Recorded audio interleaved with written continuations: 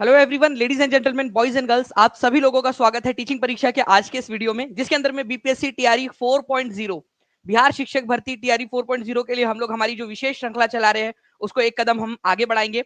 आज हम लोग बहुत सारे इंपॉर्टेंट क्वेश्चंस को सॉल्व करने वाले हैं। पूरा लेक्चर ध्यान से देखिएगा ताकि आप लोगों से कोई भी क्वेश्चन मिस ना हो। एक एक क्वेश्चन इंपॉर्टेंट है आप लोगों के लिए, डायरेक्ट क्वेश्चन जो आप लोगों के एग्जाम के अंदर में पूछे जा सकते हैं। तो चलिए जल्दी से हम लोग हमारे पहले क्वेश्चन की तरफ में आगे बढ़े। लेकिन उससे पहले फ्रेंड्स, मैं यहाँ पर ये पूरा का पूरा सेशन उन सभी बच्चों को समर्पित करना चाहूंगा जो नए साल के अंदर में जो है अपनी पढ़ाई को लेकर यहाँ डेडिकेटेड है, पढ़ाई कर रहे हैं। कल का भी लेक्चर जो है फ्रेंड्स, कल जो मैंने लेक्चर लिया था उसके 50,000 से भी ज्यादा, टू बी स्पेसिफिक 56,000 व्यूज हो चुके हैं। ठीक है, एक दिन के अंदर में आप लोगों ने, मतलब आप लोग इतना ज्यादा पढ़ रहे हो, इतना ज्यादा अच्छे से पढ़ रहे हो आप लोग, ये बहुत अच्छी बात है। ठीक है, तो नेक्स्ट क्वेश्चन की तरफ में हम लोग आगे बढ़ते हैं। आप लोगों ने जितने भी बच्चों ने सेशन को लाइक कर दिया उन सभी लोगों का बहुत बहुत शुक्रिया। ठीक है, आप सभी लोगों को समर्पित, जहां भी शेयर कर सकते हो सेशन को शेयर कर देंगे फ्रेंड जल्दी जल्दी से। पहला क्वेश्चन आप लोगों की स्क्रीन के ऊपर में ये रहा, जल्दी से बताइए इस पर्टिकुलर क्वेश्चन का आंसर क्या होगा आपका। देखिए, चांद की घाटी, वैली ऑफ मून किसे कहा जाता है ये आप लोगों को बताना था, वैली ऑफ द मून। ठीक है, चलिए पहले ही क्वेश्चन के ऊपर में 1,000 से भी ज्यादा बच्चे हमारे साथ में जुड़ चुके हैं फ्रेंड्स यहाँ पर में। ठीक है, बहुत बढ़िया। तो देखिए, चांद की घाटी, वैली ऑफ द मून जो है फ्रेंड्स, ये कहा जाता है, ठीक है, आटाकामा डेजर्ट को। अब यहाँ पर में हम तो रुकेंगे नहीं, हम तो टीचिंग परीक्षा वाले हैं। ठीक है, आप सब और हम सब लोग मिलकर अपन टीचिंग परीक्षा वाले हैं। अब यहाँ रुक गए तो फिर बात ही क्या। अब बताओ, कालाहारी डेजर्ट जो है वो कौन से महाद्वीप के अंदर में है, गोबी मरुस्थल कौन से महाद्वीप में है, और आटाकामा मरुस्थल कौन से वाले महाद्वीप के अंदर में है। जल्दी जल्दी से, ये क्वेश्चन भी पूछा जा सकता है। अगर मैं कालाहारी डेजर्ट की बात करूं फ्रेंड्स, तो ये अफ्रीका महाद्वीप के अंदर में, टू बी स्पेसिफिक अफ्रीका के दक्षिणी हिस्से के अंदर में है। ठीक है, गोबी मरुस्थल की बात करूं तो ये एशिया के अंदर में है, ये याद रखना है आप लोगों ने। एशिया में भी कहां पर में है, तो मंगोलिया प्लस चाइना में, मंगोलिया और चाइना के अंदर में है, ये याद रखना है, मंगोलिया प्लस चाइना के अंदर में। ये क्वेश्चन आ भी चुका है आप लोगों की बीपीएससी के एग्जाम के अंदर में कि गोबी मरुस्थल कहां पर में। आटाकामा मरुस्थल साउथ अमेरिका महाद्वीप के अंदर में, साउथ अमेरिका। ठीक है, ये याद रखना था आप लोगों ने। और यही आटाकामा डेजर्ट जो है, इसको वैली ऑफ द मून, चांद की घाटी कहा जाता है, वैली ऑफ द मून। ठीक है, आप लोगों को बता दूं फ्रेंड, ये जो आटाकामा डेजर्ट है ना, यहाँ पर बहुत कम बारिश होती है, ज्यादातर समय सूखा रहता है। तो ड्राइएस्ट प्लेस है आप लोगों का, ये याद रखना है आप लोगों ने। ड्राइएस्ट मतलब कि सबसे शुष्क मरुस्थल कौन सा है, सबसे ज्यादा शुष्क। ठीक है, शुष्क का मतलब आपको समझता है ना कि जो सबसे ज्यादा सूखा है, सबसे शुष्क शुष्क मरुस्थल या ड्राइएस्ट डेजर्ट जो है आप लोगों का जो है, ये आप लोगों को मिलेगा आटाकामा डेजर्ट। अच्छा, यहाँ पर मैं एक और मोजावे भी दिया हुआ है, चलिए ये भी बता दीजिए आप लोग, मोजावे डेजर्ट कौन से महाद्वीप के अंदर में है। ये दिया था, ये दिखाई नहीं आप लोगों को नीचे में, ये भी है करके। ठीक है, मोजावे, मोजावे भैया जो है आपने कहा पर में भाई। ठीक है, मोजावे अगर बात करेंगे आप लोगों का, तो मैं आपको बता दूं फ्रेंड्स कि नॉर्थ अमेरिका के अंदर में है ये आपका, नॉर्थ अमेरिका के अंदर में, उत्तरी अमेरिका के अंदर में। ठीक है, नॉर्थ अमेरिका के अंदर में, ये भी याद रख लीजिएगा आप सभी लोग। ओके, चलिए, तो ड्राइएस्ट डेजर्ट है, चिली के अंदर में मिलेगा आप लोगों को। ओके, नेक्स्ट क्वेश्चन की तरफ में हम लोग आगे बढ़ते हैं फ्रेंड्स हमारे, ताकि आप लोग जो है ज्यादा से ज्यादा इस तरीके के जो क्वेश्चंस है, ठीक है, उनको सॉल्व कर सके। मैं आप लोगों को लेकर चलता हूं फ्रेंड्स आप लोगों के नेक्स्ट क्वेश्चन की तरफ में। भारत के संविधान में निम्नलिखित में से किस भाषा को राष्ट्रभाषा का दर्जा दिया गया है। अब देखिए, ये क्वेश्चन जो है ना फ्रेंड्स, इस क्वेश्चन की मदद से मैं आपको इतनी सारी इंफॉर्मेशन देने वाला हूँ, इतनी सारी इंफॉर्मेशन देने वाला हूँ कि आप लोग जो है बहुत अच्छे से कर लेंगे यहाँ पर मैं क्लियर। सलमा परवीन जी बोल रहे हैं, यार जो नहीं जुड़ा टीचिंग परीक्षा से वो जुड़ जाओ भाई, क्योंकि लास्ट चांस है टीआरई 4.0। बिल्कुल सही कह रहे हैं सलमा जी। और मैं आपको बता दूं फ्रेंड्स कि टीचिंग परीक्षा आप लोगों के सिलेक्शन के साथ में रैंक की भी गारंटी ले रहा है। सिलेक्शन प्लस रैंक मतलब टीचिंग परीक्षा है। भारत के संविधान में निम्नलिखित में से किस भाषा को राष्ट्रभाषा का दर्जा दिया गया है। तो देखिए फ्रेंड्स, राष्ट्रभाषा का दर्जा किसी को भी नहीं दिया गया है, तो none of the above answer होने वाला है आप लोगों का, नन ऑफ दी अबव। ठीक है, तो ई आंसर होगा आप लोगों का। क्यों ई आंसर होगा ये भी आप लोग समझ लीजिए यहाँ पर में। ठीक है, बड़ा ही इंटरेस्टिंग सा पॉइंट है, ये एग्जाम के अंदर में आता है, काफी सारे बच्चे जो इसको स्किप कर देते हैं। ठीक है, ये आप लोगों की राष्ट्रभाषा नहीं है, आधिकारिक भाषा है। ठीक है, आधिकारिक भाषा। देखो, मैं आपको पूरा का पूरा समझाता हूं, हमारे भारत के अंदर में कोई भी राष्ट्रभाषा नहीं है, आधिकारिक भाषा है। दो, आधिकारिक, ठीक है, आधिकारिक भाषा है। अब ध्यान से समझना कैसे, अगर आप लोग जानना चाहते हो तो मैं पूरा का पूरा आप लोगों को जो है फ्रेंड्स यहाँ पर मैं समझा देता हूँ। ध्यान से समझिए आप लोग, क्या है पूरा का पूरा मामला। देखो, article number 343 sub clause 1, article number 343। ठीक है, आर्टिकल नंबर 343 कहता है कि हमारे भारत की आधिकारिक भाषा क्या होंगी? आधिकारिक भाषा हिंदी होंगी, ठीक है। ऑफिशियल लैंग्वेज या आधिकारिक भाषा, आधिकारिक, आधिकारिक, बहुत इंपॉर्टेंट पॉइंट बता रहा हूं, ये पॉइंट नहीं भूलना, चाहे क्वेश्चन भूल जाओ, ये वाला जो एक्स्ट्रा इन्फॉर्मेशन दे रहा हूं इसको पूरा ध्यान से देखो, ये आप लोगों के लिए अभी सब कुछ है। ऑफिशियल लैंग्वेज क्या है?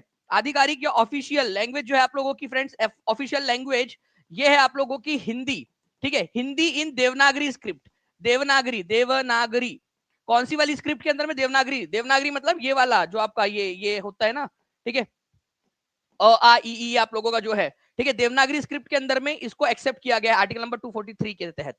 243(1) को अगर मैं पढ़ूं यहां पर मैं एक साथ, ठीक है, जस्ट अ सेकंड, ठीक है, 243(1) को अगर मैं पढ़ूं यहां पर मैं 243(1), 243 सब क्लॉज 1, इसमें बोला गया कि 15 साल तक, 15 ईयर्स तक, मतलब 1950 से लेकर 1965 तक, ठीक है, 1950 से 1965 तक हिंदी के साथ में इंग्लिश भी आधिकारिक भाषा रहेंगी, हिंदी के साथ में इंग्लिश भी। मतलब इंग्लिश को कितने साल के लिए आधिकारिक भाषा बनाया गया था भाइयों? इंग्लिश को कितने साल के लिए बनाया गया था? केवल और केवल 15 साल के लिए, ठीक है, केवल 15 साल के लिए, 1950 से 1965 तक की इंग्लिश जो है वो भी एसोसिएट ऑफिशियल लैंग्वेज रहेगी। क्या रहेंगी? Associate official language. ये क्वेश्चन DSSB के अंदर में आया था कि एसोसिएट ऑफिशियल लैंग्वेज क्या है, DSSB PRT 2018 में। मैं टीम से रिक्वेस्ट करूंगा कि इफ पॉसिबल अगर आपको क्वेश्चन मिल जाए तो प्लीज लगा भी दीजिएगा। एसोसिएट ऑफिशियल लैंग्वेज कौन सी है भारत की? हिंदी ऑफिशियल लैंग्वेज है। एसोसिएट ऑफिशियल लैंग्वेज, ठीक है, सह आधिकारिक भाषा कौन सी है? वो है आप लोगों की इंग्लिश, ठीक है। 15 साल तक के लिए थी, लेकिन 1965 के अंदर में एक राष्ट्रपति ने जो है एक नोटिफिकेशन निकाला कि अगले आदेश तक इंग्लिश जो है वो कंटिन्यू करते रहेंगी, इंग्लिश विल कंटिन्यू अगले आदेश तक, जब तक नया आदेश नहीं निकाला जाता इंग्लिश भी आधिकारिक भाषा के रूप में जो है वो कंटिन्यू करेंगी। तो अतिरिक्त आधिकारिक भाषा के रूप में इंग्लिश कंटिन्यू करेंगी कब तक? जब तक कि नया वाला आदेश नहीं निकाला जाता। ये समझ में आया क्या? हाथ ऊपर करो जल्दी जल्दी से। और सभी लोग जितने भी बच्चे, अगर आपको लग रहा है कि भाई आपको काम की जानकारी दी, आपकी एग्जाम स्पेसिफिक इन्फॉर्मेशन दिया है, ठीक है, तो सभी बच्चे सेशन को लाइक कर देंगे। 7 मिनट के अंदर में 2500 से ज्यादा बच्चे यहाँ पर में जुड़ चुके हैं, ठीक है, केवल 7 मिनट के अंदर में। ये दिखा रहा है टीचिंग परीक्षा की क्वालिटी, ठीक है, टीचिंग परीक्षा के बच्चों का जो है सिलेक्शन और अपने पढ़ाई के प्रति जुनून, ठीक है। तो ये एक हुजूम लगा हुआ है आप लोगों का, एक यहाँ पर में सिलेक्शन लेने वाले बच्चों का, जो सिलेक्शन के साथ में रैंक लेने वाले बच्चे हैं ना, ये आप लोग हो। ये पूरी की पूरी जो भीड़ आपको दिख रही है, ये वो लोग हैं जो सिलेक्शन लेने वाले हैं, ये वो लोग हैं जो आगे बढ़ने वाले हैं। तो कॉन्ग्रेचुलेशन आप सभी लोगों को भी, ठीक है। तो ये पूरा का पूरा समझ में आ गया आप लोगों का, ठीक है। चलिए आगे मैं आप लोगों को और भी जो है फ्रेंड्स क्वेश्चंस के माध्यम से मैं इसको समझाता रहूंगा। तो राष्ट्रभाषा नहीं है कोई भी, आधिकारिक भाषा है हिंदी। नेक्स्ट, संविधान सभा ने संविधान को अंगीकार किया था कौन से जो है इसमें? जल्दी बताइए आप लोग। सिलेक्शन मतलब टीचिंग परीक्षा, SNG बोल रहे हैं, बिल्कुल सिलेक्शन मतलब टीचिंग परीक्षा है।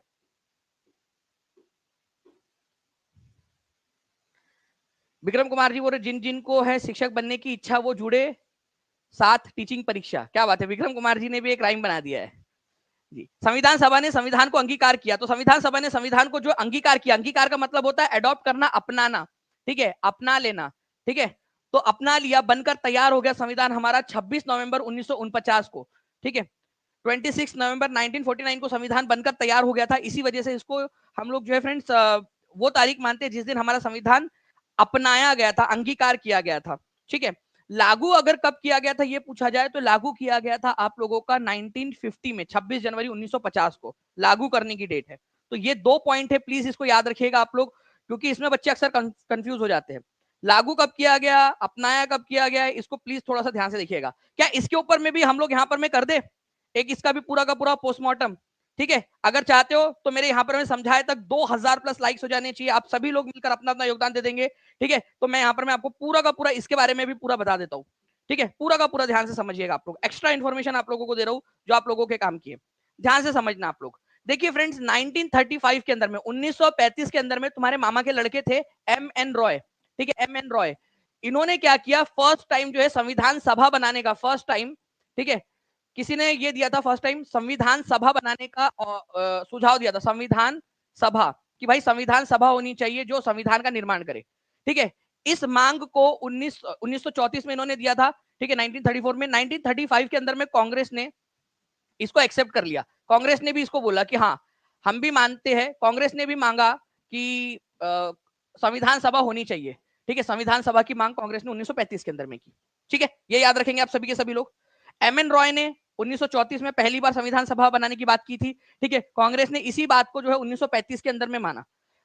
अब देखिए इंडियन नेशनल कांग्रेस ने जो है, इंडियन नेशनल कांग्रेस, ठीक है, ये याद रखना, आईएनसी, इन्होंने भी डिमांड की कि संविधान सभा बननी चाहिए। समझ गए आप लोग। अब क्या होता है, पहले तो अंग्रेज लोग मना कर रहे थे। जैसे आप किसी जो है लड़की के घर पे जाते हो, मतलब उसके पप्पा से उसका हाथ मांगने के लिए, तो एकदम से तो दे नहीं देते, वो पहले मना ही करते, फिर बाद में जो है फाइनली तैयार होते हैं, धीरे धीरे धीरे धीरे करके, अगर आप काबिल हो, ठीक है। तो फाइनली जो है फ्रेंड्स क्या हुआ, अंग्रेज लोग भी तैयार हो गए, मतलब अपनी लड़की देने के लिए तैयार नहीं हो गए वो लोग, संविधान सभा बनाने के लिए तैयार हो गए, ठीक है। तो हमारे भारत के अंदर में कैबिनेट मिशन आया था, कैबिनेट, ठीक है, मिशन आया था आपका, कैबिनेट मिशन आया था मार्च 1946 के अंदर में। ये याद रखिएगा आप लोग प्लीज, बहुत इंपॉर्टेंट पॉइंट है, एग्जाम में पूछा जाता है। कैबिनेट मिशन भारत के अंदर में आया और इसने अनाउंस किया, कौन सी अनाउंसमेंट की, ठीक है, अनाउंसमेंट की कि भाई भारत के अंदर में संविधान सभा बनेगी, संविधान सभा बनेगी। संविधान सभा बनाने की घोषणा किसने की थी, कैबिनेट मिशन प्लान के तहत हुई थी, कैबिनेट मिशन, ठीक है। ये याद रखिएगा आप सभी के सभी लोग। 1901 लाइक्स हुए, 2900 बच्चे देख रहे हैं, मतलब यहाँ पर मैं जितने सिर्फ 1900 बच्चे यहाँ पर मैं सीरियसली देख रहे हैं, जो पूरा योगदान दे रहे हैं, हर एक बच्चा अपना योगदान देगा तो मजा आएंगी यहाँ पर में कि यार हर एक बच्चा, हर एक स्टूडेंट जो है अपना अपना योगदान दे रहा है। जल्दी जल्दी से सभी बच्चे जहां भी शेयर कर सकते शेयर करते रहेंगे यहाँ, ठीक है। तो मार्च 1946 में संविधान सभा का गठन, संविधान सभा की जो है इन्होंने सिफारिश कर दी। अब बात हुई यहाँ पर मैं आपकी कि भाई संविधान सभा बनेगी, भारत देश जो है आजाद भारत के लिए संविधान बनाया जाएगा। चुनाव हुए संविधान सभा के लिए, संविधान सभा के लिए चुनाव हुए। संविधान सभा का चुनाव कब हुआ, सभा का चुनाव, चुनाव जो है फ्रेंड्स ये याद रखना आप लोगों ने, जुलाई अगस्त, ठीक है, जुलाई टू अगस्त 1946 के अंदर में हुआ, जुलाई अगस्त 1946 के अंदर में। संविधान सभा का गठन कब हुआ, संविधान सभा का चुनाव हो गया, लोग चुन गए, ठीक है, संविधान सभा का गठन, ठीक है, गठन मतलब ऑफिशियल नोटिफिकेशन जारी किया गया, संविधान सभा का गठन हुआ 6 दिसंबर, ठीक है, 1946 को, ठीक है। और इसकी जो पहली बैठक थी संविधान सभा की, फर्स्ट बैठक, ठीक है, अगर ये पूछ लिया जाए संविधान सभा की पहली बैठक, फर्स्ट मीटिंग ये कब हुई थी, ये हुई थी 9 दिसंबर को 1946 के अंदर में। ये पूरी की पूरी कहानी है। देखो ये जो मैं आपको पॉइंट बता रहा हूं ना, एक एक पॉइंट ये बहुत इंपॉर्टेंट है। जो बच्चा लेक्चर ध्यान से देखेगा उसका फायदा होगा। इसी तरीके से हम लोग टीचिंग परीक्षा के जो ऐप है उसके अंदर में भी पढ़ने वाले, इससे भी ज्यादा डिटेल में और इससे भी ज्यादा मजेदार तरीके से एक एक पॉइंट पे क्वेश्चन कराऊंगा। चुनाव कब हुआ, गठन कब हुआ, मतलब जब हम ऐप में पढ़ते हैं तो ऐप के अंदर में टीचिंग परीक्षा के कोर्स के अंदर में हम लोग एक एक पॉइंट जो पढ़ाता है उसके ऊपर में क्वेश्चंस भी करते हैं हम लोग, ठीक है। उससे क्या होता है, आपको ज्यादा बेहतर तरीके से चीजें याद हो पाती है। ओके, तो आप लोगों ने जो है फ्रेंड्स इस पर भी ध्यान देना है, ठीक है, कि आप लोग क्वेश्चंस को भी सॉल्व करते रहे इसके ऊपर। तो भाई गठन कब हुआ था संविधान सभा का, मतलब कि नोटिफिकेशन जारी कर दिया गया कि अब संविधान सभा बैठेंगी, उसके 3 दिन बाद संविधान सभा की पहली बैठक करवा दी गई 9 दिसंबर 1946 को, ठीक है। चलिए, तो ये पूरा का पूरा था 9 दिसंबर 1946 से लेकर 26 नवंबर 1949 तक संविधान सभा ने काम किया। नाउ आगे बढ़ते हैं हम लोग फ्रेंड्स। यहाँ पर में भारत में राष्ट्रीय स्तर पर किस भाषा को सह राजभाषा का दर्जा दिया गया है, राजभाषा या आधिकारिक भाषा, एसोसिएट ऑफिशियल लैंग्वेज, ठीक है, इसको एसोसिएट, ठीक है, आप लोग आधिकारिक भाषा, ठीक है, अतिरिक्त आधिकारिक भाषा भी बोल सकते हो। DSSB-PRT 14 अक्टूबर 2018 में पूछा गया प्रश्न। मैंने आपसे कहा था कि क्वेश्चन आया हुआ है, आप लोग देख सकते हो, हमारी टीम ने उसको खोजकर निकाल भी दिया है, आप लोग चेक भी कर सकते हो। 14 अक्टूबर 2018 का क्वेश्चन है ये, ठीक है। तो आपका आंसर होगा फ्रेंड्स इंग्लिश। देखिए सह बोला है ना यहाँ पर, में एसोसिएट बोला है, हिंदी तो ऑफिशियल लैंग्वेज है, ठीक है, official language, associate official language मतलब उसके साथ वाली इंग्लिश भी है, ठीक है, इंग्लिश भी है। तो ये याद रखना था आप लोगों ने। जितने बच्चों ने स्टार्टिंग से लेक्चर देखा है वो बच्चा इस क्वेश्चन को समझ गया होगा, इसीलिए कह रहा हूं आप लोगों से पूरा लेक्चर देखिएगा, देखिए आप लोग चैनल को सब्सक्राइब कर लीजिए, ठीक है, ताकि आपको सारे के सारे नोटिफिकेशन मिल सके। और इसी के साथ में आपसे कहना चाहूंगा कि जो बच्चा टीचिंग परीक्षा के साथ में जुड़ना चाहता है, अभी भी मौका है, नीचे में नंबर चल रहा है, उस नंबर पर कॉल या व्हाट्सएप कर दीजिए, या टीचिंग परीक्षा के एप्लीकेशन पर जाकर टीचिंग परीक्षा के 4.0 कोर्स, TRE 4.0 कोर्स के साथ में जुड़कर अपने सपनों को साकार करिए आप लोग, ठीक है। नाउ फ्रेंड्स देखिए यहाँ पर मैं एक क्वेश्चन आप लोगों का, इस क्वेश्चन का आंसर आप लोगों को करना है और खुद से पढ़ेंगे आप लोग, क्योंकि मैं चाहता हूँ कि इसको आप लोग करें यहाँ पर में। चलिए बहुत बढ़िया, अभी का नहीं भी एक नारा दिया है, ठीक है, हम सब का यही है नारा, दानिश सर करो कल्याण हमारा। दानिश सर आपके साथ में है, ठीक है, टीचिंग परीक्षा पूरा परिवार आपके साथ में है, ठीक है। KM शुक्रिया जी, बहुत बहुत शुक्रिया आपका भी। आपने मेहनत करनी है, अगर आप जो है मेहनत करने के लिए तैयार हो तो हम आपका पूरा साथ देने के लिए तैयार है। देखिए यहाँ पर मैं आप लोगों से बोला constitution was adopted by the constituent assembly on 26 नवंबर, ठीक है, यह आप लोगों का सही है। संविधान सभा जो है ऑफिशियली केम इनटू, ठीक है, मतलब संविधान जो ऑफिशियली जो लागू हुआ था इफेक्ट के अंदर में वो 26 जनवरी 1950 को हुआ था, ये भी सही है। बट आपसे क्वेश्चन में इनकरेक्ट पूछा, ये याद रखना था आप लोगों ने, ठीक है। कितने बच्चों ने ध्यान दिया, ये देखने वाली बात है, ठीक है। ओके, चलिए, तो आप लोगों का गलत वाला कथन पूछा गया था। ओके, गलत वाला कथन पूछा गया था, तो दोनों के दोनों जो है यहाँ पर में सही है आप लोगों के। जब सही दोनों के दोनों है तो आंसर होगा नाइदर वन नॉर टू। कितने लोगों ने डी आंसर लगा दिया, ठीक है। इनकरेक्ट आप लोगों से पूछा है यहाँ पर में आप लोगों का था संविधान को अडॉप्ट किया गया था आप लोगों का 26, अच्छा यहाँ पर में देखिए 1950 दिया है, यहाँ पर में आपका 1949 होना चाहिए था यहाँ पर में, तो ये वाला आप लोगों का गलत है, पहला वाला गलत है, ठीक है। 26 जनवरी 1950 को लागू हुआ था ये, ठीक है, ये वाला आपका सही है। तो आंसर जो है आप लोगों का होगा, ठीक है, सही। आप लोगों से पूछा इनकरेक्ट कौन सा है, तो ओनली वन, पहला वाला, केवल जो है वो पहला वाला इनकरेक्ट है, ठीक है, केवल पहला वाला इनकरेक्ट है। कितने बच्चों ने सही आंसर दिया था, ओनली वन आंसर होना चाहिए आप लोगों का, A is the answer, only one, ठीक है। क्यों, क्योंकि यहाँ पर में 1950 लिखा हुआ है, ये याद रखिएगा आप सभी लोग, ठीक है। यहाँ क्या होना चाहिए था, 1949 होना चाहिए था, 1949 होना चाहिए था आप लोगों का, तो पहला वाला गलत है आप लोगों का, ठीक है। ओके, तो पहला वाला गलत है, पहला वाला गलत है, तो पहला वाला आंसर होगा आपका, आंसर होगा ऑप्शन नंबर ए, ठीक है, option number A is the answer, क्योंकि गलत वाला पूछा है आप लोगों से। कितने लोगों का सही हुआ है, हाथ ऊपर कर दिए जल्दी जल्दी से सभी लोग, ठीक है, सभी के सभी लोग जल्दी जल्दी से हाथ ऊपर कर देंगे। नाउ फ्रेंड नेक्स्ट, आगे बढ़ने से पहले मैं आपको बता दूं कि आज आप लोगों की जो 30 डे चैलेंज है, कितने लोग चैलेंज के अंदर में पार्टिसिपेट किए हैं, टीचिंग परीक्षा के 4.0 के पेड बैच के अंदर में 30 दिन का चैलेंज चल रहा है आप लोगों का। अगर आप लोगों ने जो है फ्रेंड चैलेंज में पार्टिसिपेट कर लिया, हाथ ऊपर करिए जल्दी जल्दी से, चैलेंज अगर आप लोग ले रहे हो। अब मैं आपको बता दूं फ्रेंड्स कि आपका आज का सेकंड डे था चैलेंज का। ये वो लोग हैं जो आगे बढ़ रहे हैं, कंटिन्यूअसली आगे बढ़ते जा रहे हैं, धीरे धीरे धीरे धीरे धीरे धीरे जो है और ज्यादा बेहतर होते जा रहे हैं। जो बच्चा अभी भी नहीं जुड़ा है, देखिए कहीं आप पीछे ना रह जाए, टीचिंग परीक्षा के बच्चे आगे बढ़ते जा रहे हैं, ठीक है, पेड बैच के अंदर में, ठीक है।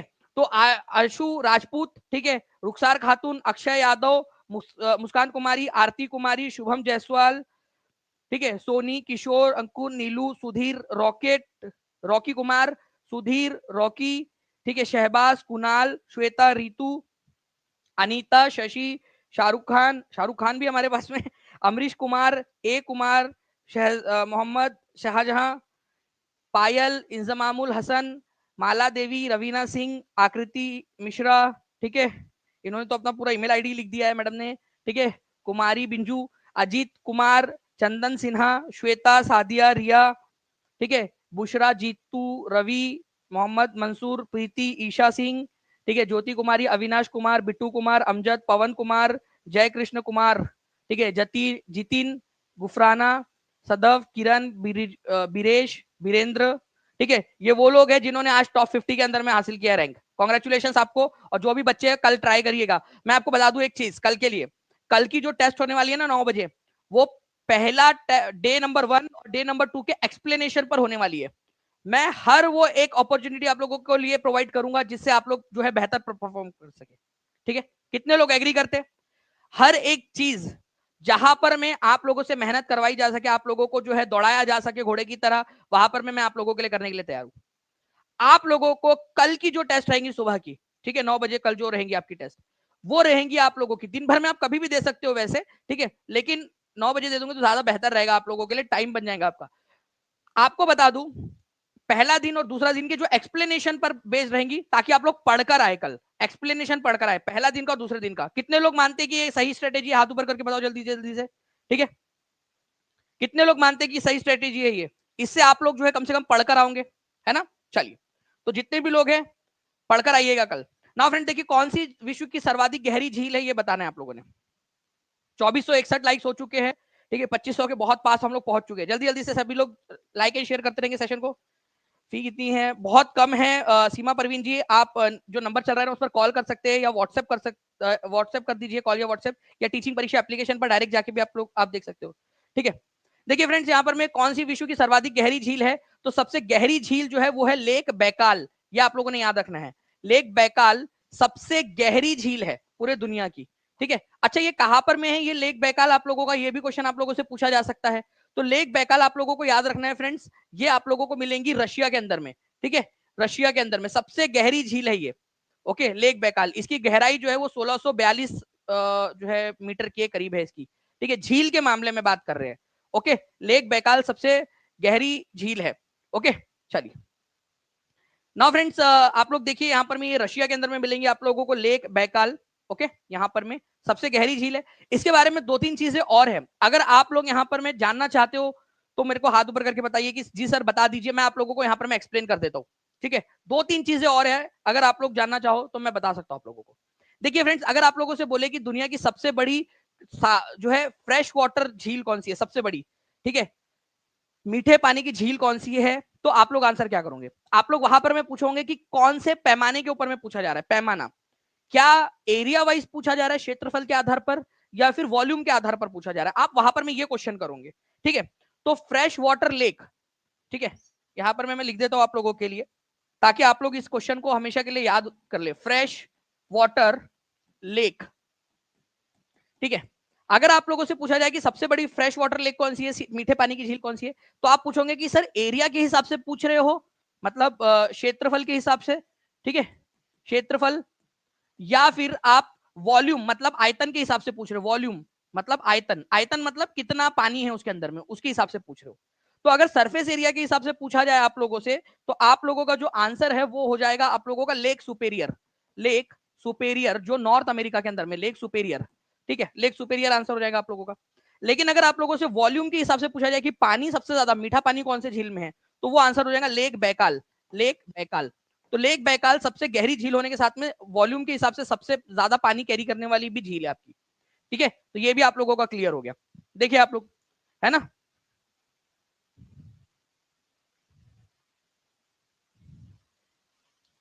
चलिए क्या बात है, बहुत बढ़िया। अशोक कुमार ओझा जी ने भी यहाँ पर में बनाया, जिसके मन में टीचिंग टीचर बनने की इच्छा वो जुड़ेगा, ठीक है, खाली टीचिंग परीक्षा, क्या बात है, बहुत बढ़िया।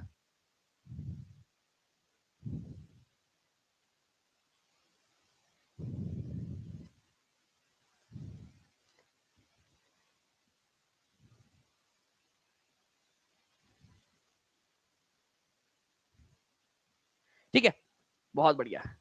देखिए फ्रेंड, तो लेक सुपेरियर और लेक बैकाल आप लोगों ने यहाँ पर मैं आंसर कर दिया है। सर्वाधिक गहरी झील, अच्छा लेक बैकाल कौन से देश के अंदर में, अगर ये क्वेश्चन आ जाए आप लोगों से तो आप लोगों का आंसर क्या होगा, लेक बैकाल कौन से देश के अंदर में, लेक बैकाल जो है फ्रेंड्स रशिया के अंदर में, ये भी याद रख लीजिए आप सभी के सभी लोग, इंपॉर्टेंट पॉइंट है, एग्जाम के अंदर में पूछे जा सकते हैं आप लोगों से, ठीक है। नाउ नेक्स्ट क्वेश्चन की तरफ में हम लोग आगे बढ़ने से पहले मैं फ्रेंड्स आपको बता दूं कि लार्जेस्ट जो है, अगर आप लोगों से, ठीक है, लेक बोला जाए एरिया के हिसाब से, ठीक है, आप लोगों की, तो आप लोगों ने याद रखना है कि सबसे बड़ी जो झील है, ठीक है, वो है आप लोगों की कैस्पियन सी, ठीक है, आप लोगों का। लेकिन ये आप लोगों की मीठे पानी की झील नहीं है ना, कैस्पियन सी जो है आप लोगों का ये सबसे बड़ी झील है, चाहे वो आप लोगों का वॉल्यूम हो, चाहे वो आप लोगों का जो है सरफेस एरिया हो। कैस्पियन सी, कैस्पियन सागर जो है आप लोगों का वो सबसे बड़ी झील है, बट वो सॉल्ट वाटर लेक है, सॉल्टी है, सॉल्टी है, ठीक है, खारे पानी की झील है कैस्पियन सी, ठीक है, ये याद रखेंगे आप सभी लोग। बात हो रही थी मीठे पानी की, इसी वजह से मीठे पानी की जब बात आएंगी तो लेक सुपेरियर एरिया के हिसाब से, लेक बैकाल वॉल्यूम के हिसाब से। लेकिन जब बात आ जाए आप लोगों की केवल झील, ठीक है, मतलब ओनली, ठीक है, लेक बोले कि सबसे बड़ा लेक कौन सा है, ठीक है, पूरे दुनिया का, तो आप लोगों ने कैस्पियन सी लगा देना है। कैस्पियन सी जो है ये आप लोगों का एरिया के हिसाब से भी है सबसे बड़ी झील, ठीक है, और वॉल्यूम के हिसाब से भी, मतलब आयतन के हिसाब से भी। लेकिन कैस्पियन सी जो है ये याद रखना आप लोगों ने, सॉल्टी है, मीठे पानी की नहीं है, ठीक है। तो ये भी आप लोग थोड़ा सा ध्यान रखिएगा आप लोग, ओके। तो देखिए आप लोगों को एक क्वेश्चन हम लोगों ने लिया था कि सर्वाधिक गहरी झील कौन सी है, और हमने इसका पूरा का पूरा पोस्टमार्टम कर डाला है अभी के अभी में, ठीक है। जो जो चीजें आप लोगों से बन सकती थी वो सारी की सारी चीजें हम लोगों ने कर ली है यहाँ पर। नेक्स्ट क्वेश्चन की तरफ में आगे बढ़ने से पहले मैं आपको बता दूं कि largest fresh water lake by volume अगर आपसे बोला जाए तो वो आप लोगों का लेक बैकाल होगा, ये आपको याद रखना ही रखना है। अब देखिए friends, UPPCS civil services, SSC GD, SSC GD आप लोगों का जो है फ्रेंड्स क्वेश्चन के अंदर में, ठीक है, D triple S B PGT English का फीमेल जनरल सेक्शन जो था उसके अंदर में आपका बार बार क्वेश्चन पूछा जा रहा है, ठीक है। जितने भी बच्चे जुड़ना चाहते हैं टीचिंग परीक्षा के साथ में, मैं आपको बता दूं कि जल्दी से जल्दी जुड़कर आप लोग अपने सपने पूरे कर सकते हो टीचिंग परीक्षा एप्लीकेशन के साथ में, ठीक है। जो नहीं जुड़ा है वो बाद में ऐसा ना हो कि वो पछताए कि काश उस समय में जो है वो जुड़ गया होता तो ज्यादा अच्छा रहता। कोई ना जाओ कहीं पे सिलेक्शन होगा ही से, मतलब यही से। ठीक है, सलमा बेगम जी ने लिखा है हैशटैग टीचिंग परीक्षा, क्या बात है। देखिए फ्रेंड्स, दुनिया की सबसे पुरानी और सबसे गहरी झील कौन सी है? तो सबसे पुरानी और सबसे गहरी झील लेक बैकाल है। ठीक है, लेक बैकाल।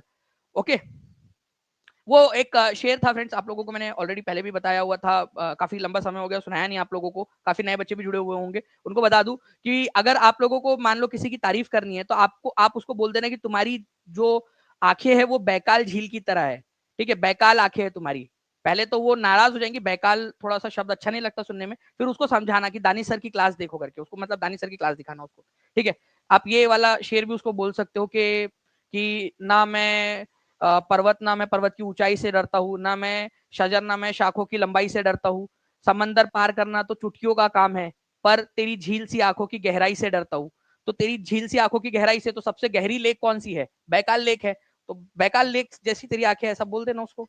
ठीक है, खुश हो जाएंगे, अगर पढ़ी लिखी लड़की पढ़ी लिखी होंगी तो खुश हो जाएंगे।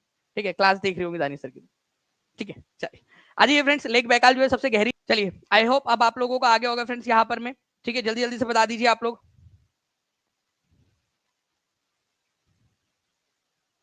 जी, अब बताइए आप लोग यहाँ पर मैं आंसर क्या होगा। लेक सुपीरियर जो है वो कौन से कॉन्टिनेंट के अंदर में? लेक सुपीरियर जो है फ्रेंड्स ये आप लोगों को मिलेगा, ठीक है, कहां पर में?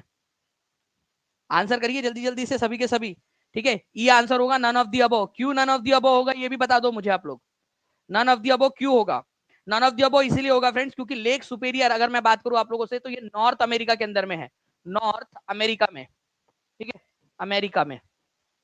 ठीक है, ये याद रखना आप लोगों ने। इंपॉर्टेंट पॉइंट, एग्जाम के अंदर में पूछे जाने की प्रबल संभावना। एक बार दबा के सभी लोग जल्दी से सेशन को लाइक कर देंगे फ्रेंड्स अगर आपको सेशन पसंद आ रहा है तो, और जहां भी शेयर कर सकते हो जल्दी जल्दी से शेयर कर देंगे सभी के सभी बच्चे। ठीक है, नाउ फ्रेंड्स अब देखिए very very very important question. ठीक है, इस क्वेश्चन को आप लोग जो है फ्रेंड्स बहुत ध्यान से देखिए आप लोग इस क्वेश्चन को। इस क्वेश्चन के अंदर में काफी सारे बच्चे कंफ्यूज रहते हैं, बट मैं आज आप लोगों को जो है इसका पूरा का पूरा कंफ्यूजन ही दूर कर देता हूं आप लोगों का। ठीक है, ध्यान से समझिएगा आप लोग। इसमें क्या बोला है? विश्व वृत्तीय व्यास ध्रुवीय व्यास से कितना अधिक है? ठीक है, ये हमारी पृथ्वी है मान लीजिए। ठीक है, हमारी पृथ्वी जो है इसका शेप को जियोइड कहा जाता है, जियोइड। ठीक है, भू आभ, भू आभ शेप की हमारी पृथ्वी। हमारे पृथ्वी के शेप का नाम क्या है? जल्दी पहले आप लिखो भू आभ, जियोइड। क्यों सर अलग सा ऐसा नाम क्यों दिया, भू आब या जियोइड नाम क्यों दिया? क्योंकि हमारी जो पृथ्वी है ये पोल के पास में चपटी है, पोल के पास में चपटी है, और यहां बीच में से थोड़ी सी उभरी हुई है। मतलब विश्ववृत्तीय व्यास जो है आपका, जो इक्वेटोरियल जो है आपका रीजन, वहां पर में ये थोड़ी उभरी हुई है, ये थोड़ी सी ज्यादा है। और जो ये आपका ये वाला जो आपका डिस्टेंस होगा दो पोल्स के बीच में, ठीक है, ये थोड़ा सा कम है, हल्का सा। तो कितना कम है, कितना डिस्टेंस है दोनों के बीच में, कितना है? ठीक है, अगर परफेक्टली स्क्वायर होती तो पूरा का पूरा गोला गोला होना चाहिए था, फुटबॉल जैसा। ठीक है, बताइए इसका आंसर क्या होगा आप लोगों का कि कितना ज्यादा है? ठीक है, तो विश्ववृत्तीय व्यास ध्रुवीय व्यास से कितना अधिक है, जिसके वजह से हमारा पोल के पास थोड़ा चपटा है हम बोलते हैं, और बीच में से उभरी हुई है, वो आप शेप इसीलिए नाम दिया गया उसका। ठीक है, तो देखिए अगर मैं बात करूं फ्रेंड्स यहां पर मैं आप लोगों का इस पर्टिकुलर पॉइंट की, तो विश्ववृत्तीय व्यास जो है आप लोगों का है 12,756। ठीक है, 12,756। ठीक है, ओके। और वहां पर में अगर हम लोग बात करेंगे आपका ध्रुवीय व्यास की कितना हो जाता है, मतलब ध्रुवीय जो आपका डायमीटर है वो आप लोगों को हो जाएगा 12,713। ठीक है, 12,713। अब आप लोग कैलकुलेट करो कि कितना आ रहा है जल्दी से। ठीक है, यहां पर में आप लोगों का आंसर आएगा। ठीक है, बताओ माइनस करो, डिफरेंस कितना है दोनों में जल्दी से। और ये क्वेश्चन रिपीट होगा, याद रखिएगा आप सभी के सभी लोग। और जितने भी बच्चे हैं जो डी ट्रिपल एस बी के अंदर में, केवीएस के अंदर में भी पढ़ाई कर रहे हैं, वो लोग टीचिंग परीक्षा के साथ में उसमें भी जुड़ सकते हैं। 100 डेज चैलेंज वहां पर में भी आप लोगों का चल रहा है। ठीक है जी, तो आपका किलोमीटर में पूछा है, तो आप लोगों को डायरेक्टली जो है फ्रेंड्स यहाँ पर में तो 0 0 हो गया, यहाँ पर में आप लोगों का 43 बच जाएगा। तो 43 किलोमीटर, तो 43 किलोमीटर का डिफरेंस है दोनों के बीच में। प्लीज इस पॉइंट को ध्यान से समझिए आप लोग, विश्ववृत्तीय व्यास और ध्रुवीय व्यास में कितना अंतर है, ये क्वेश्चन आप लोगों से पूछा गया है। ठीक है, इंपॉर्टेंट पॉइंट, एग्जाम के अंदर में ये क्वेश्चन पूछे जाने की प्रबल संभावना बनती है। ठीक है, चलिए सेशन को लाइक करते रहेंगे फ्रेंड्स अगर आप लोग चाहते हो कि ऐसे ही और भी क्वेश्चंस मैं आप लोगों को करवाता रहूं। नेक्स्ट क्वेश्चन की तरफ में आगे बढ़ते हैं, आप लोगों के लिए मैंने यहाँ लिख भी दिया है ताकि आप लोग इसको ध्यान से समझ सके। देखिए फ्रेंड्स, अब एक पॉइंट यहाँ पर मैं प्लीज ध्यान से समझिएगा, आप लोगों के लिए 43 किलोमीटर, ठीक है, ये तो हो गया। लेकिन अगर आप लोगों से मील में पूछ लिया जाए कभी, क्योंकि आपको पता है ये पीपीटी जो भी मैं यूट्यूब के ऊपर में भी पढ़ाता हूँ, वो सारी की सारी पीपीटीज आप लोगों की टीचिंग परीक्षा के 4.0 के पेड बैच में उपलब्ध हो जाती है आप लोगों को, ताकि आप लोग वहां पर में रिवाइज कर सके। तो जो बच्चे पेड बैच में नहीं जुड़े अभी तक, वो लोग जुड़ सकते हैं, ताकि आप लोग बार बार रिवाइज कर सके। तो मैंने यहाँ लिख भी दिया है ताकि आपको याद रहे, आप लोग जब रिवाइज करो तो 27 मील। अगर डिफरेंस किलोमीटर में पूछा गया तो किलोमीटर में आप लोग शायद आपको याद भी हो गया होगा, कैलकुलेट भी करने की जरूरत नहीं पड़ेगी। लेकिन अगर आपको मील में पूछ लिया जाए, माइल्स के अंदर में, तो इसको ये हो गया आपका किलोमीटर्स में। लेकिन अगर आपका यही माइल्स में पूछ लिया जाए तो ये भी प्लीज याद रख लीजिए आप लोग, ठीक है, 27 माइल्स का डिफरेंस है, ठीक है, माइल्स में। तो मैंने आप लोगों के लिए लिख दिया ताकि आप लोग पीपीटी के अंदर में जब रिवाइज करें तब आप लोगों को याद रहे चीजें। और जो बच्चा जुड़ना चाहता है टीचिंग परीक्षा के साथ में, नीचे में नंबर चल रहा है 7611101101 96974444, कॉल कर लीजिएगा। अगर कॉल ना लगे तो व्हाट्सएप कर दीजिएगा, ठीक है, ताकि टीम आप लोगों से कनेक्ट कर सके। चलिए आगे बढ़ते हैं हम लोग यहाँ पर में फ्रेंड नेक्स्ट क्वेश्चन की तरफ में। 1918 में अहमदाबाद के मिल मालिकों और मजदूरों के बीच में विवाद का निपटारा किसने किया था, मतलब मांडवली किसने किया था बीच में आके, ठीक है। एक्चुअली क्या हुआ 1918 में जो है एक प्रॉब्लम हो गई अहमदाबाद के अंदर में। अहमदाबाद के अंदर में जो मिल मजदूर थे, कॉटन मिल मजदूर, ठीक है, उन लोगों का प्लेग जो बोनस था वो खत्म कर दिया गया, ठीक है। उनको 1917 में जब प्लेग आया था तो बोनस दिया गया था, वो प्लेग बोनस बंद हो गया। अब क्या हुआ कि जो है उनकी वेतन वृद्धि और समय जो था उन लोगों का, वो सारी की सारी चीजें थी। प्लस वहां पर में हाइजीनिक कंडीशन नहीं थी, पीने का पानी तक अवेलेबल नहीं होता था, वॉशरूम तक नहीं होते थे उन मिल के अंदर में, वॉशरूम नहीं थे, पीने का पानी अवेलेबल नहीं था, ठीक है। और जो कंडीशन होती थी बहुत अनहाइजेनिक होती थी, कई सारे लोग जो है वो गंदगी के कारण वहां पर में दम तोड़ देते थे मजदूर लोग। तो उस बीच में उन सारी चीजों को ठीक करवाने के लिए मिल मजदूर और मिल ओनर के बीच में जो है वो विवाद चल रहा था, तो उसमें बीच बचाव में आए थे गांधी जी।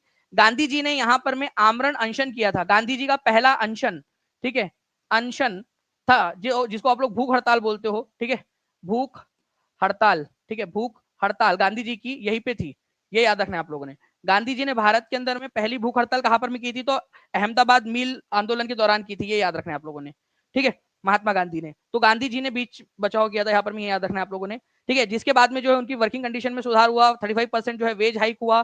गांधी जी का पहला सत्याग्रह या पहली हंगर स्ट्राइक जो थी भारत के अंदर में, वो यहीं पे हुई थी, ठीक है। कैमूर वन्यजीव अभयारण्य बिहार के किस जिले में स्थित है, ये बताइए आप लोग, देखते कितने लोग इसका आंसर कर पाते हैं। 4000 से ज्यादा बच्चे यहाँ पर मैं देख रहे हैं, 3000 प्लस लाइक्स हो चुके हैं। जल्दी जल्दी से सेशन को लाइक भी करते रहेंगे और जहां शेयर कर सकते शेयर भी कर देंगे। जिन लोगों ने चैनल को सब्सक्राइब नहीं किया, चैनल को सब्सक्राइब भी जरूर कर लीजिए सभी लोग। देखिए अगर मैं बात करूं फ्रेंड्स यहाँ पर मैं इस पर्टिकुलर क्वेश्चन की आप लोगों की, कि कैमूर वन्यजीव अभयारण्य आप लोगों का कैमूर के अंदर में तो है ही, बस इसका छोटा सा हिस्सा जो है फ्रेंड्स रोहतास के अंदर में भी फैला हुआ है। अगर रोहतास ना हो ऑप्शन के अंदर में तब आप अकेला कैमूर लगाओगे, बट कैमूर वन्यजीव अभयारण्य का कुछ हिस्सा जो है वो आपका रोहतास में भी है। जितने भी टीचिंग परीक्षा के पेड स्टूडेंट है उन लोगों को हमने जो है एक मैप प्रोवाइड किया है, एचडी मैप, ठीक है, हाई क्वालिटी मैप्स आपको प्रोवाइड किया है। उसके अंदर में अगर आप लोग देखोगे, ठीक है, यहाँ पर मैं आप लोग देखिए कि आपका कैमूर है जिसको भभुआ भी आप लोग बोलते हो, और ये है रोहतास, ओके। तो आप लोगों के लिए इसको अब यहाँ पर मैं समझना थोड़ा आसान हो जाएगा कि कैमूर वन्यजीव अभयारण्य, ठीक है, भभुआ कैमूर में और कुछ हिस्सा इसका रोहतास के अंदर में भी है। इसी वजह से टीचिंग परीक्षा कोर्स जो है आप लोगों का ये वन स्टॉप सॉल्यूशन है आपके टॉप करने का, आपके सिलेक्शन का, आगे बढ़ने का। क्योंकि इस तरीके से आप लोगों को जो है फ्रेंड्स हम लोगों ने हर वो संभव कोशिश की है जो आप लोगों को आगे बढ़ाएंगी। तो जो पढ़ने वाले बच्चे हैं, जो आगे बढ़ने वाले बच्चे हैं, वो यहाँ पर में ज्वाइन हो सकते हैं, ठीक है, जल्दी से, ताकि आप लोग किसी से भी पीछे ना रह जाए। तो राष्ट्रीय उद्यान वन्यजीव अभयारण्य पक्षी अभयारण्य की पूरी आप लोगों को टीचिंग परीक्षा एप्लीकेशन के अंदर में एचडी में और इसके ऊपर में बेस्ट क्वेश्चन भी प्रोवाइड कर दिए। सबसे बेस्ट पार्ट इमेज और उसके ऊपर में बेस्ट क्वेश्चन भी आपको दिया गया है, क्वेश्चंस भी दिए गए।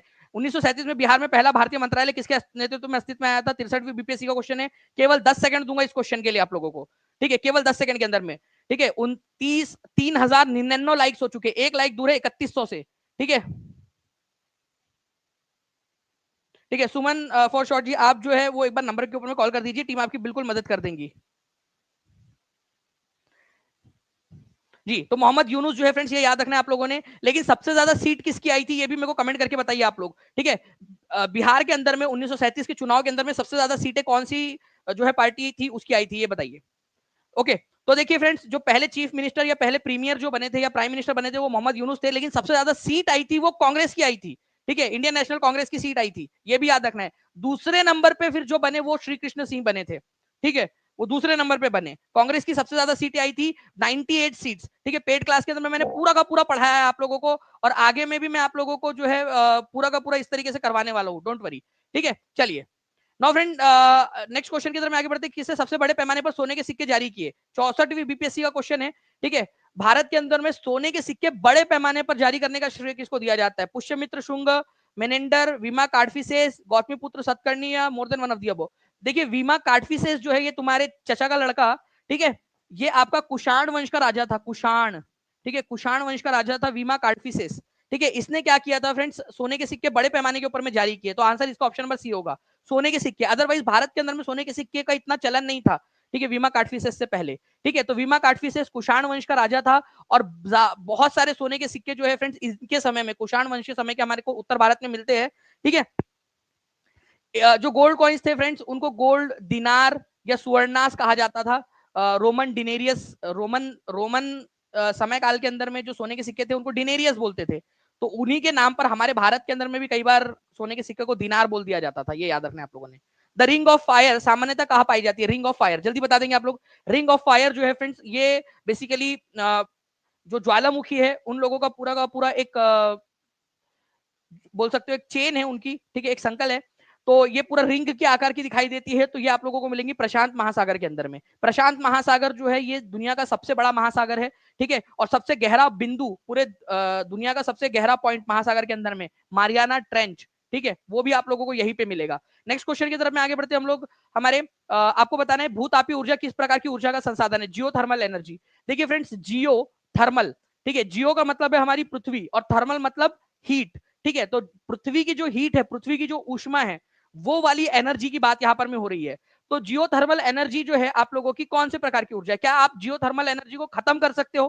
ठीक है, मतलब कि इतना पृथ्वी से पानी आप लोगों ने गर्म कर लिया पृथ्वी के अंदर में, ठीक है, पृथ्वी के अंदर की जो गर्मी है, अंदर में जो पूरा गर्म है, ठीक है, क्या आप उसको गर्म खत्म कर सकते हो क्या? नहीं, ठीक है, आप कितना भी कर लो, ठीक है, वो नहीं हो पाएगा आप लोगों से, ठीक है। तो भूतापीय ऊर्जा आप लोगों की रिन्यूएबल है, तो नॉन रिन्यूएबल का तो सवाल ही पैदा नहीं होता इसका, ठीक है। उसके बाद में जो है फ्रेंड्स यहाँ पर में ये कन्वेंशनल है कि नॉन कन्वेंशनल है? कन्वेंशनल का मतलब होता है जिसको बहुत लंबे समय से हम इस्तेमाल कर रहे हैं, और नॉन कन्वेंशनल या गैर परंपरागत का मतलब होता है जिसको अभी अभी हम लोगों ने खोज जो है इस्तेमाल करना स्टार्ट किया है, बहुत लंबे समय से हम इसका इस्तेमाल नहीं कर रहे। मतलब ऐसा नहीं है कि बहुत परंपरागत तरीके से इस्तेमाल करते आ रहे हैं हम लोग, कुछ 100 साल या कुछ दशकों से इस्तेमाल कर रहे हैं, तो ये नॉन कन्वेंशनल है और रिन्यूएबल है, गैर परंपरागत, ठीक है। पहले इसका इस्तेमाल नहीं होता था ना आप लोगों का कि भाई जमीन के अंदर में जो है वो आप 2 किलोमीटर गहरा गड्ढा खोदो, 2 किलोमीटर गहरा गड्ढा खोद ही नहीं पाते थे पहले के जमाने के लोग, ठीक है, इतने संसाधन ही नहीं थे, ठीक है। तो नॉन कन्वेंशनल रिसोर्स है, ये प्लीज याद रखिएगा आप लोग। भूतापीय ऊर्जा पहली बात तो नॉन कन्वेंशनल है, गैर परंपरागत है, ठीक है, अभी अभी कुछ दशक पहले से ही इसका इस्तेमाल शुरू हुआ है, और रिन्यूएबल है, मतलब आप इसको कभी खत्म नहीं कर सकते, ठीक है। ये कभी पृथ्वी के अंदर की जो हीट है वो कभी खत्म नहीं होने वाली है। ओके, पूरा एनसीईआरटी के अंदर में बेस्ड जो था आप लोगों को, उसके आधार पर आप लोगों को बताया है मैंने। इसी के साथ में मैं आपको बता दूं फ्रेंड्स कि आप लोगों का जितने भी बच्चे जो लोग जुड़ना चाहते हैं टीचिंग परीक्षा के साथ में, ठीक है, 7611101101 इस नंबर पे, या 9697888844 इस नंबर पे कॉल कर लीजिए या व्हाट्सएप कर लीजिए। अगर कॉल ना लगे तो व्हाट्सएप कर लीजिएगा, आप व्हाट्सएप कर दीजिएगा, टीम आपकी मदद कर देंगी। और जितना जल्दी आप लोग जुड़ोगे उतना ज्यादा लंबा समय तक आपके पास में कोर्स रहेगा। या फिर सिंपल सा तरीका आप लोगों का कि आप जो है टीचिंग परीक्षा के एप्लीकेशन पर जाकर भी इसको कर सकते हो। साथ ही साथ मैं आपको एक और तरीका भी बता देता हूँ, ठीक है, जिस तरीके से आप लोग कर सकते हो। नीचे में आप ये वीडियो देख रहे हो, ठीक है, आप ये वीडियो देख रहे हो मान लीजिए, तो आप इस वीडियो के नीचे में आपको डिस्क्रिप्शन बॉक्स में एक लिंक दिखेंगी, to buy BPSC TRE 4.0 course, ठीक है। आप इस डिस्क्रिप्शन में देखोगे, वहां पर मैं आपको एक लिंक दिखेंगी, उस लिंक पर आप जैसे ही क्लिक करोगे, लिंक पर क्लिक करते ही आप लोगों के सामने एक पेज खुलकर आ जाएगा। ये पेज जैसे ही खुलेगा, यहाँ पर मैं सारे के सारे कोर्सेज दिए गए आपकी, कौन कौन से कोर्सेज अवेलेबल है टीचिंग परीक्षा के, बीपीएससी टीआरई के। ऐसे ही आप केवीएस और डीटीपीएसबी के कोर्सेज भी टीचिंग परीक्षा एप्लीकेशन पर जाकर देख सकते हो। जो भी कोर्स चाहिए आपने उस पर क्लिक किया, ठीक है, उसका पेज खुल जाएगा। उस पेज के ऊपर में जाकर आपको बाय नाउ के ऊपर में क्लिक करना है। जैसे ही आपने बाय नाउ पे क्लिक किया, 4 डिटेल्स भरनी है आपने केवल, ठीक है, ये 4 डिटेल्स भरेंगे आप लोग, 30 सेकंड के अंदर में आपका हो जाएगा भर के। उसके बाद में बाय नाउ के ऊपर में क्लिक करोगे, आप पेमेंट गेटवे पे जाओगे, ठीक है। पेमेंट गेटवे के ऊपर में जाने के बाद में आपकी पेमेंट आप लोग करोगे, जिस भी तरीके से करना है, यूपीआई के थ्रू, कार्ड के थ्रू, जैसे भी आपने करना है वैसे आप कर दोगे। जैसे ही आपने पेमेंट की, ठीक है, पेमेंट जैसे ही सक्सेसफुल होगी, वैसे ही आपके अकाउंट के अंदर में, आपके ऐप में कोर्स ऐड हो चुका होगा। इतना आसान है ये, इतना ज्यादा आसान, ठीक है, तो आप सभी लोग जुड़ सकते हैं और इतना कम प्राइस है कि आप के सिलेक्शन होने के बाद में आप इससे कई, ठीक है, जो है कोर्स खरीद सकते हो आप। ओके, इतना इतना सस्ता है। तो आप लोगों का ये एक इन्वेस्टमेंट है, ठीक है, ताकि आप सिलेक्शन होने के बाद में जो है ज्यादा बेहतर जो है जिंदगी से ज्यादा जी सके। ओके, चलो thank you very much friends. अभी कुलदीप सर की क्लास है, आई थिंक कुलदीप सर जो है यहाँ पर में रेडी हो चुके हैं, तो कुलदीप सर की क्लास में आप लोग जा सकते हो अभी। और जो बच्चे टीचिंग परीक्षा का कोर्स लेना चाहते हैं वो लोग नंबर पे कॉल वगैरह भी कर सकते हैं। ओके, चलो thank you very much, take care and bye, God bless you all, thank you very much, thank you.